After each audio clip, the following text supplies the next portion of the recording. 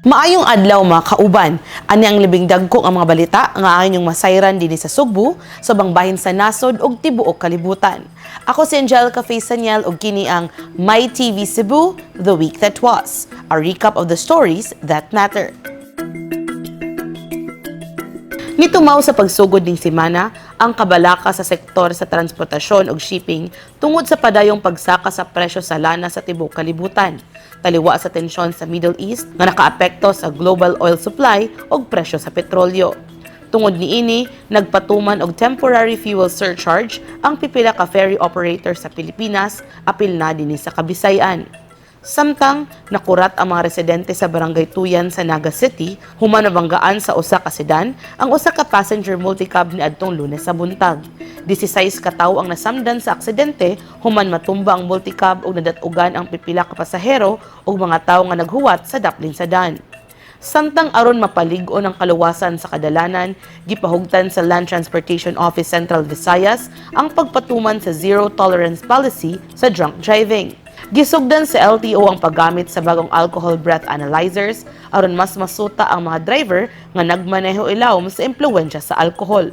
Kini kabahin sa pagpalig-on sa Republic Act 10566 o ang Anti-Drunk and Drug Driving Act of 2013. Ning Lunes sab gipahibaw sa Pag-asa nga opisyal nang natapos ang La Nina phenomenon alang sa 2025-2026. Apan bisan pa niini, nagpasidaan ang Pag-asa nga posibleng magpadayon gihapon ang panagsang kusog nga ulan tungod sa ubang weather systems. Samtang sa adlawng Martes, makasubo ang nahitabong aksidente sa sitio Maaslom, Barangay Busay sa siyudad sa Sugbo. 4 ka tawo ang namatay human mabanggaan sa usa ka wing van ang motorsiklo nga gisakyan sa tulo ka sakop sa Lopez family. Suma sa investigasyon sa Traffic Enforcement Unit, nilahos sa opposite lane ang wing van samtang nagdulhog sa TCH ug mibangga sa motorsiklo. Sa laing kalambuan sa siyudad sa Sugbo, gihingusgan sa Cebu City Government ang pagpatuman sa Anti-Mendicancy Ordinance. Ubos sa Ordinance number 1631, ang mga tawo nga masakpan nga naghatag og limos sa mga mendicant sa pampublikong lugar mahimong pamultahon gikan sa 300 pesos hangtod sa 1,000 pesos.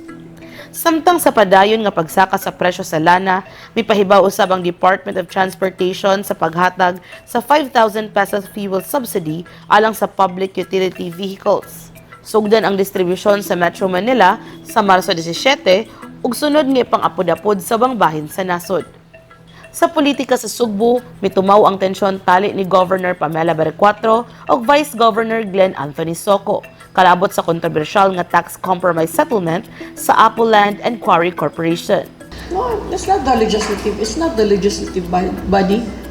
It's Glenn per se.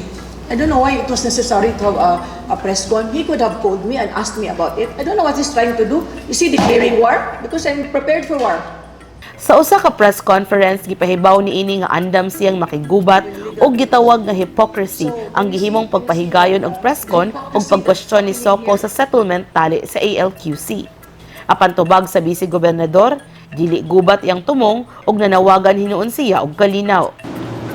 Wanalay no war, peace. Depensa ni Soco nga responsibilidad sa Provincial Board ang pag-review sa compromise settlement aron maprotektahan ang interes sa mga Sugbuanon. Samtang sa Davao City, mitambong si Vice President Sara Duterte sa usa ka misa ug nag-ampo alang sa pagbalik siyang amahan nga si kanhi Presidente Rodrigo Duterte. Kini subay sa unang anibersaryo sa pagdakop sa kanhi Presidente niadtong Marso 11, 2025 ug sa pagdala og pagpriso kaniya ngadto sa The Hague sa the Netherlands aron moatubang sa kasong crimes against humanity sa International Criminal Court. Dinhi usab sa Sugbo, nagtapok ang mga supporters si Duterte sa Plaza Independencia alang sa candle lighting ug prayer gathering sa paghandom sa maong anibersaryo. Sa pagsira sa semana, atol sa usa ka public event sa Sugbo, nag-abot si Gobernador Berecuatro ug Vice Governor Soco. Taliwa sa ilang nagpadayong tensyon sa issue sa tax compromise settlement. Ang maong kalihukan nga gitambungan sa duha mao ang rebranded and relaunched tourism program sa probinsya, ang Our Cebu. Mibida sa mga produkto, destinasyon ug kultura sa mga lungsod ug syudad sa lalawigan.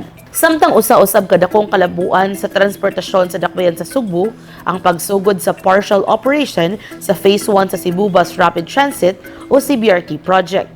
Ang proyekto gilauman nga makatabang sa pagpasayon sa public transportation o pagpakunhod sa traffic congestion sa dakbayan sa umaabot nga mga tuig.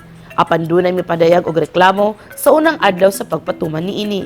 Ang kagamhanan sa syudad sa Subo mitanyag sab og usa ka tuig nga libreng sakay sa pili nga schedule alang sa mga commuter sa tuyo nga maanad sa bag-ong sistema sa transportasyon. Mukad to ang labing dagko nga mga istorya nga angay ninyong masayran karong simanaha. Ako si Angelica Faisaniel ug kini ang My TV Cebu, The Week That Was.